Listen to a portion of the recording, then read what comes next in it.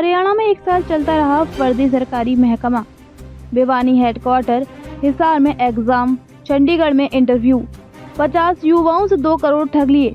इसके बाद चंडीगढ़ में इंटरव्यू और ट्रेनिंग कराई, फिर कर्मचारियों को फील्ड में सरकारी योजनाओं के बहाने वसूली के लिए भेज दिया। करीब 2 करोड़ रुपए भी इकट्ठा कर लिए। पूरे मामले का खुलासा तब हुआ जब फर्जी कर्मचारी का असली कर्मचारी से सामना हो गया। इसके बाद वह पुलिस के पास पहुंचा और फर्जी महकमे की पूरी पोल खोल दी। भिवानी पुलिस ने इस मामले में इनके 3 डायरेक्टर समेत 5 आरोपियों को गिरफ्तार कर लिया है। भिवानी पुलिस ने बताया कि भिवानी के बलजीत ने पहले प्राइवेट नौकरी की, फिर कोचिंग देने लगा, मगर उसमें पैसे अच्छे नहीं मिल रहे थे। इसके बाद उसने शगुन हेल्थ.com के नाम से एक कंपनी खोली। उसकी मंशा थी कि कंपनी के नाम पर लोन ले लेगा। कंपनी खोलने के बाद उसने काफी कोशिश की, लेकिन कहीं से भी लोन नहीं मिला। बलजीत लोन न मिलने से परेशान था।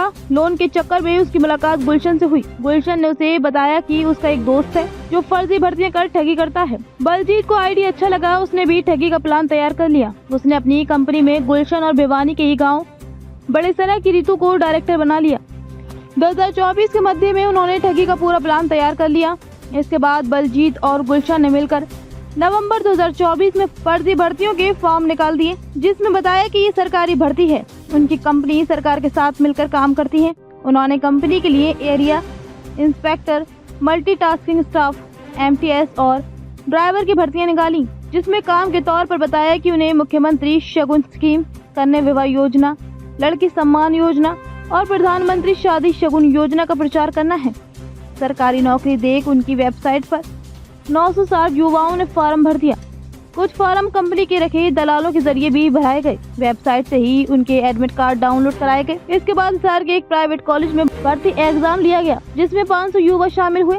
एग्जाम देने से पहले और बाद में कंपनी के दलालों ने युवाओं से संपर्क किया, जिसके बाद करीब 50 युवाओं से नौकरी दिलाने के नाम 2 से 4 लाख रुपए वसूले गए। जिन युवाओं ने नौकरी के लिए दलालों को रुपए दिए थे, कंपनी ने रिजल्ट घोषित करते वक्त सिर्फ उन्हें ही पास किया, बाकी सभी युवाओं को फेल कर दिया। इसके बाद चंडीगढ़ में इनका इंटरव्यू लिया, फिर उन्हें वहाँ ट्रेनिंग भी दी, फर्जी ज्वाइनिंग लेटर देकर आई कार्ड भी दिए। इसके बाद उन्हें फील्ड में काम करने के लिए भेज दिया गया।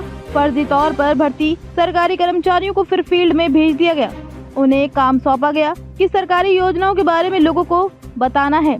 लोगों को उसका लाभ दिलाने के लिए रजिस्ट्रेशन के बदले 1,500 से 2,000 रुपए वसूलते थे।